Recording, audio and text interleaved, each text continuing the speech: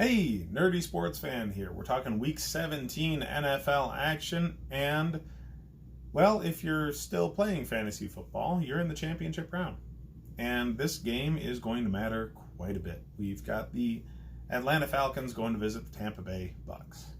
Now, both teams are relative disappointments because they're only just now playing the way they should have been playing all season. Dan Quinn needs to be fired. I've been saying that all year. Have not changed my opinion at all with this recent round of victories. The only thing that I've been thinking in the past few games is, where the hell was this at the beginning of the season? That's it. So, yeah, Dan Quinn needs to go. But Tampa, this is their first year under the coaching regime that they're in, and it's looking great. Okay, the beginning of the year, not so much, but they finally kind of figured out what they're supposed to be doing under Bruce Arians, and it's working.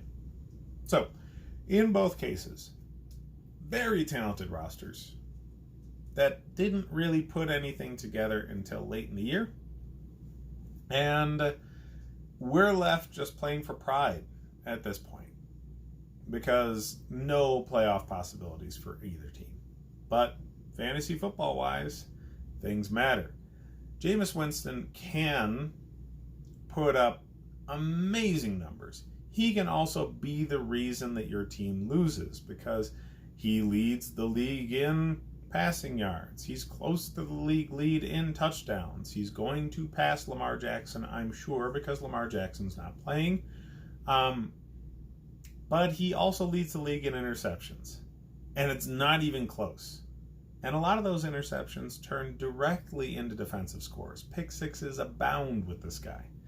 So I have no faith that Jameis Winston is going to improve at this point. He's been in the league long enough where he should have improved on the interceptions and the decision making. And he certainly has not. So does Tampa want to continue the Jameis Winston experiment, or do they want to move on and get a fresh start for Bruce Arians? Now that they've proven that he works as a coach, does he get more wiggle room to really shake up that roster, get rid of the quarterback, and get somebody that he wants? We'll see. Atlanta, again, should be canning their coach. Probably won't.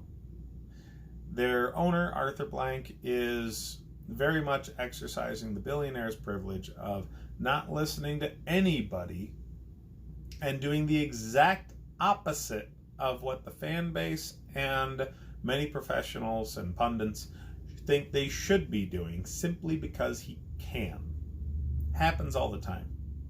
The crazy rich that actually scratch the checks go the opposite way of what conventional wisdom tells them to do, just because they can. It's maddening. It really is. Dan Quinn will never win a Super Bowl for the Falcons. He won't. But Arthur Blank is going to keep on pushing his chips into the Dan Quinn box just because. And he's probably going to waste another year or two of talent and entirely waste the viable period of time of Julio Jones and Matt Ryan on crap head coaches. Sad. But anyways, in this game, I fully anticipate the Bucks to win. Devontae Freeman finally looking like a professional running back is the bulk of the reason that Atlanta has done better in the past few weeks than they did in the beginning of the year. That's not going to work against Tampa. Tampa has the best running defense in the league.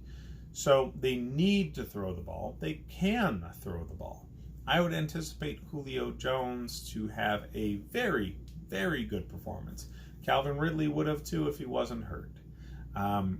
So the rest of the receiving core, the tight end room and that sort of thing, comes into play here for Atlanta. Austin Hooper is going to be big. I anticipate Austin Hooper to blow up. I do. Yeah, Tampa really can't stop the pass well at all, and Matt Ryan is a quarterback made in like Madden franchise mode. He tosses up numbers. He's not the greatest leader, but he tosses up numbers. So it's going to be interesting. Jameis Winston is going to be in a position where he's enticed into a shootout. He doesn't have to be. Okay?